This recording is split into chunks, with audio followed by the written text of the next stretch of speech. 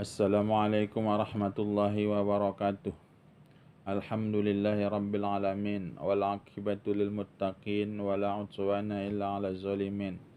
Asyhadu an la ilaha illallah wahdahu la syarikalah al malikul haqqul mubin wa asyhadu anna Muhammadan abduhu wa rasuluh al mab'utsu lil alamin.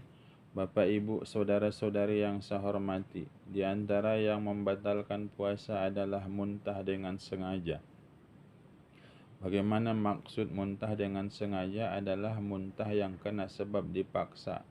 Colok-coloknya tenggorokannya, lantas keluarlah makanan itu dari lambungnya, dan dia muntahkan makanan yang tadi dicolok-coloknya itu. Maka itu adalah muntah dengan sengaja.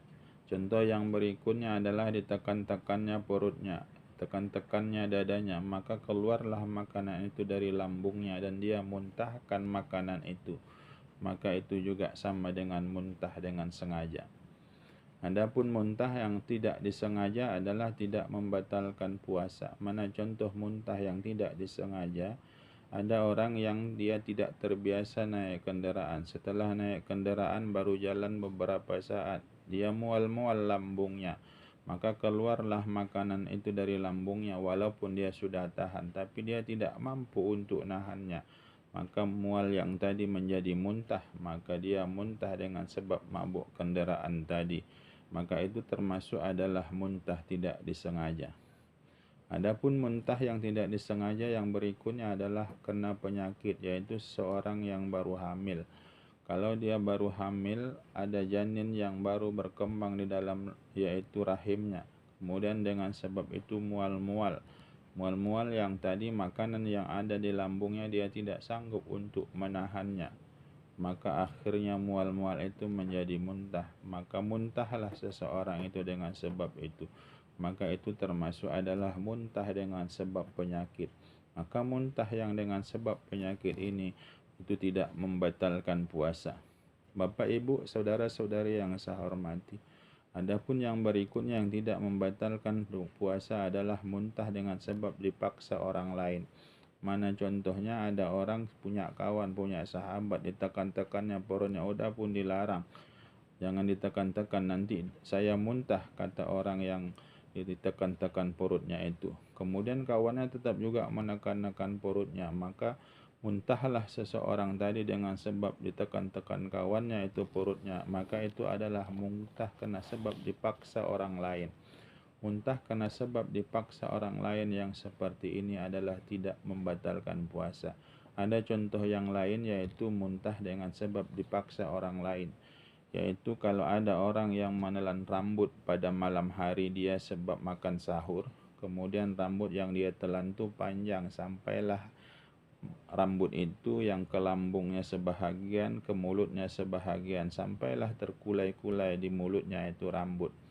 Lantas, kalau seandainya rambut tadi dia telan sama dengan makan. Kenapa? Karena rambut itu sudah lewat, yaitu tenggorokannya. Kalau sesuatu benda yang yaitu datangnya dari luar, yang dia masuknya dari tenggorokan, itu sama dengan makan, maka itu adalah membatalkan puasa.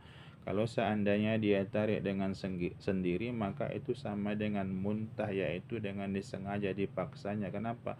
Karena tadi rambut itu sudah sampai dia ke lambungnya. Maka oleh sebab itu datang kawannya, karena nampaknya rambut yang terkulai-kulai tadi ditariknya. Itu kan berarti kan mengeluarkan makanan yang dari lambung. Itu sama dengan muntah, yaitu dipaksa oleh orang lain. Maka perbuatan yang kawannya menarik rambut tadi itu tidak membatalkan puasa. Bapak, Ibu, saudara-saudari yang saya hormati. Dan membatalkan puasa yang berikutnya adalah yaitu seperti makan dan minum, yaitu orang yang mempunyai batuk penyakit yang berdahak. Apakah dahak itu keluar dari otaknya atau dahak itu keluar dari hidungnya, maka dahak itu sampailah yaitu ke mulutnya dan dia mampu untuk meludahkannya.